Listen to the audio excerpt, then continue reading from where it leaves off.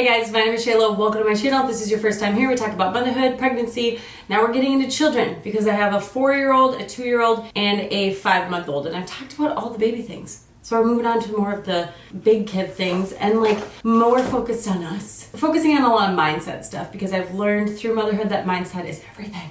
So I created a thought prompt flip book that looks like this that gives you thought prompts. Instead of going on your phone, you can think about, remember the first time I met my partner.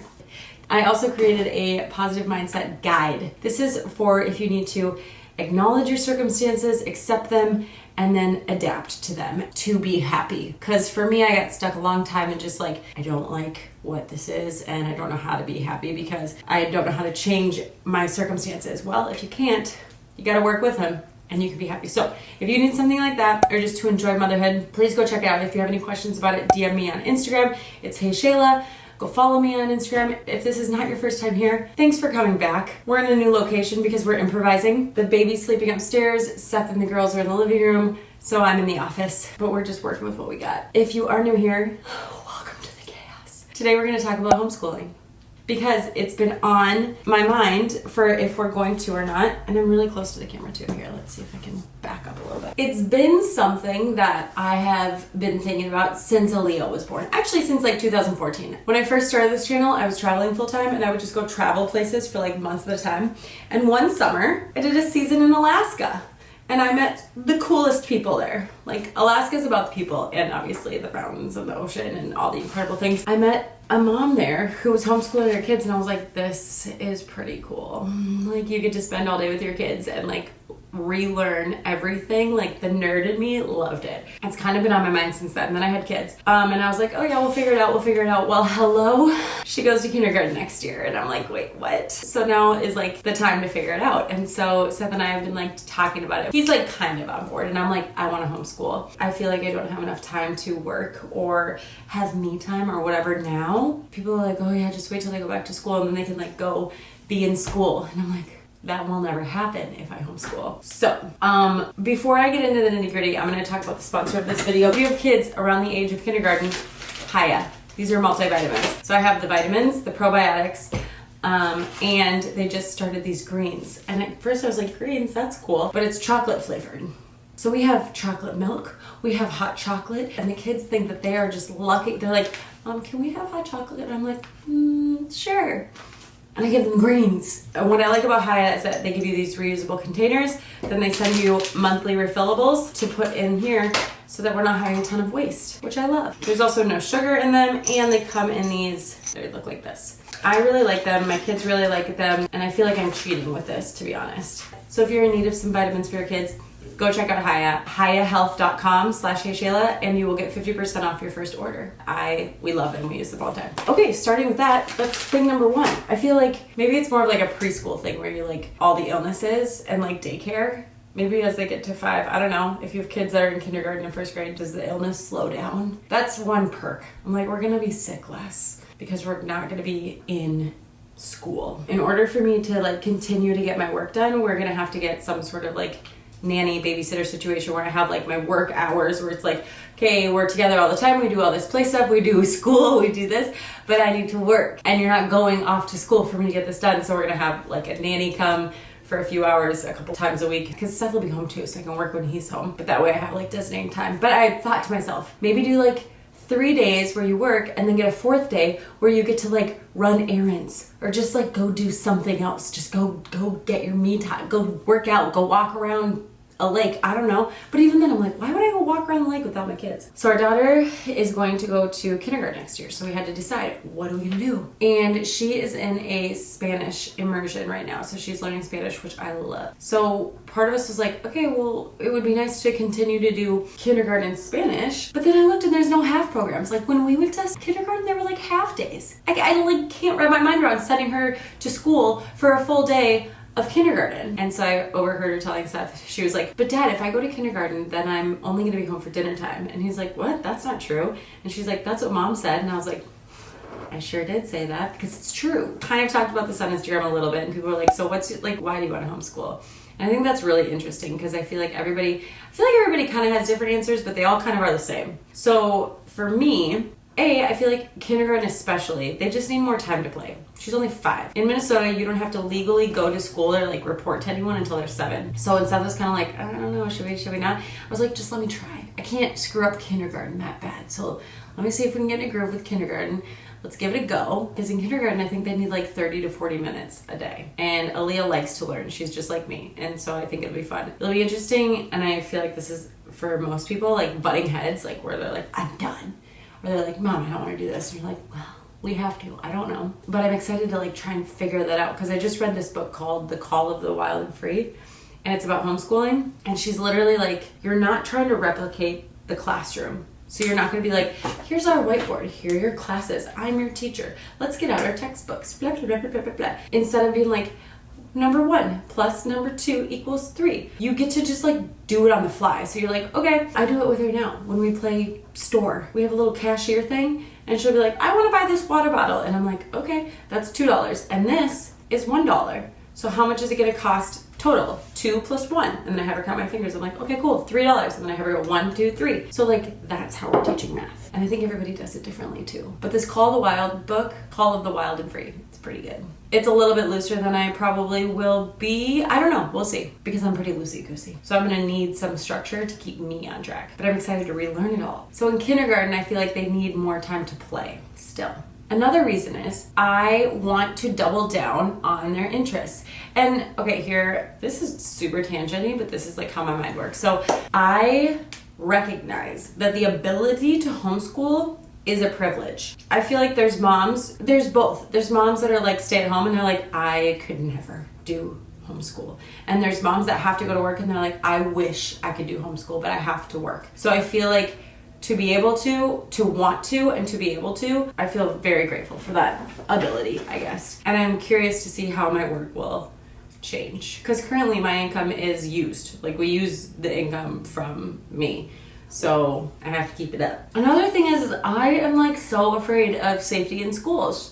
Like the school shootings are just insane, and I know it's like a low percentage, but it like my anxiety about that. And I see people talking about how the kids are taught just different things on what to do if it happens, like to go, like, I don't know, and I just can't wrap my mind around that. So that is another huge factor for me, is just the safety in the schools. As far as shootings, but then also just like bullying and like just like 9-year-olds now are like what we were like at 17. Like they're doing makeup and they're doing dances and they're like, I want to not have them be in social media and not do like TikTok dances, and I just feel like you kind of have a little more guidance at home than when you send them out into the world. And to this, I just feel like the world's insane right now. Old school people are like, well, they're not gonna get socialization. I feel like homeschooling is becoming so popular, and it's good and bad. Like when we went to school, it was like you go to public school or you go to private school, but most people just go to public school. And now it's like, do you want a charter school? Do you want a public school, private school, homeschool, co-op? Pick your, like, what do you want? Do you want to do school online? Like, what do you want? And it's like overwhelming. It's good because then you can like tailor it to what you want, but it's intense for the parents. So it feels good to like finally have a decision made. So now it's like, okay, this is what we're doing. Now how am I going to do it? I just found out that there is a Minnesota homeschooling conference in May in Duluth, and like for me that sounds incredible. I think that I would have done really well in the corporate world, because like a conference like gets me excited. I'm like, a conference? That sounds incredible. I already asked Seth was like, yeah, sure, like I can just hang with the girls, will you do that?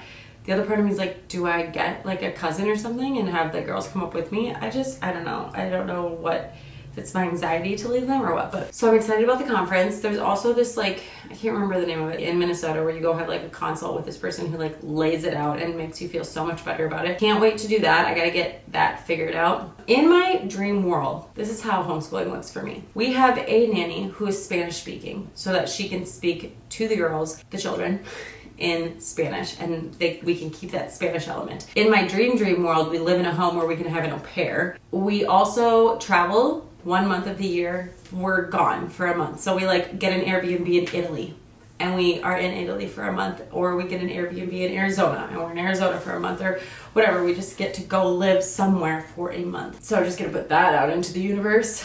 And from traveling full time, I know that that's like not that far off. Like I feel like we could accomplish those things if we focus on that. And I have this idea that I have like a greenhouse in my backyard, like a house that's just all windows, like this little mini house. That's like our school room. I don't know. I think I just like the lighting of it.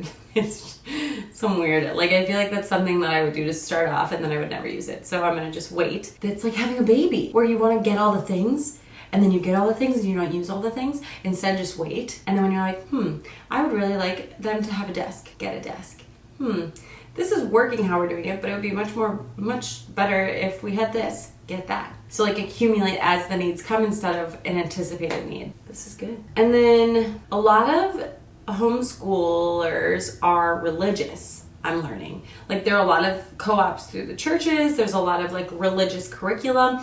I grew up in a religion. We are not like super practicing now, but they go to like preschool at a church. I'm not opposed to it. I don't know. I feel like it's one of those things that you're like, yeah, I grew up with it, kind of drifted away from it, but you're like not against it, but you're not like seeking it out. I feel like that's what I want to say about that. But it does feel like it's going to be a full-time job, and it should be treated like a full-time job. I think the idea of like a one-room schoolhouse, this feels just like having a baby, where you're just like speculating and you have no idea. Because I'm like, I feel like having a one-room schoolhouse type vibe, where like you've got the 4-year-old learning with the 2-year-old learning with the 5-month-old. I guess when everybody gets a little older, you kind of just tailor each lesson what it's about to the age group. I don't know. But I have quite a few friends who are also interested in homeschooling, so I feel like we could even make our own little co-op. I've even thought of like, what if we take our daycare money and we hire a teacher? The teacher can come and teach our group of kids. I've talked to somebody who does a co-op where they go in on Mondays, you get the socialization, you get the plan for the week.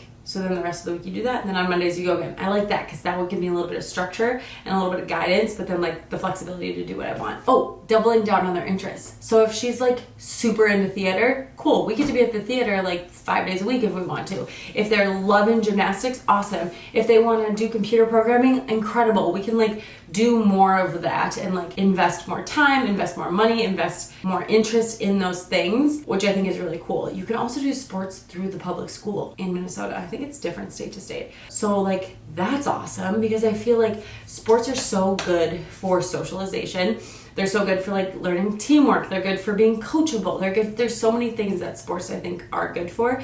So I love that we can still be included in those things, even if we're homeschooling. So these videos, I kind of fell off the rails for a little bit, but now I'm on it. I'm like excited about the video. So last week I did a video about how am I really doing, and I'm really not doing great. Between the winter, between having the transition to 3 kids, like it's just been a lot. And somebody got in my head and they were like, I feel like your videos are just ads now. And I was like, they feel like they are too. I can't think of good content. So finally I'm like out of the slump a little bit, where I'm like, okay, how am I really doing? That's a good update. This one, talking about homeschooling, but I'm on this like buy less, consume less, not necessarily minimalism, but now I'm learning there's maximalism, where people are like, I don't know anything about it, but basically they're like, you're creating this stale home, like that's really not great for a kid. So I'm trying to dance between like minimalism and still giving my kids a warm home with like toys. What I'm trying to say is, with my third, I barely need anything. And it's partially because I have the things from before,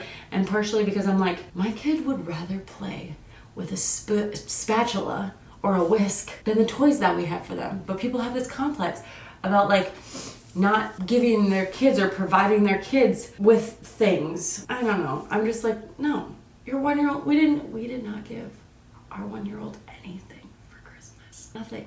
He didn't need anything. There's nothing that he needed. And for friends and family, we asked for money to put in a savings account. So the kid got like $200 in a savings account. And I feel great about it. There's this weird connection between buying your kids things and how much you love them. And that just feels so backwards to me. So reducing a lot. And so I want to go over like the items that I've actually used in the last 6 months with my third, because it's different than with my first. And I don't even know that you can bypass that. Like I feel like with your first, you just have to, it's like a thing. It's like a rite of passage. You just buy too many things and you're like, I don't need all these things. But that's what I'm saying is wait till you need them. Okay, that's in a different video. But what I want to say is, if you're homeschooling, please give me some words of encouragement. Because like I said, I want to talk to parents who have done it and that are doing it. If you're in Minnesota, say that even more and let me know if there's anything extra that I need to know. But I'm excited to do it. I'm excited to start it. I'm excited to figure out their learning styles, my teaching style, my learning style. I don't know, just get on that. So if you need a multivitamin, check out Hiya, and I will see you next week. Thanks guys, bye.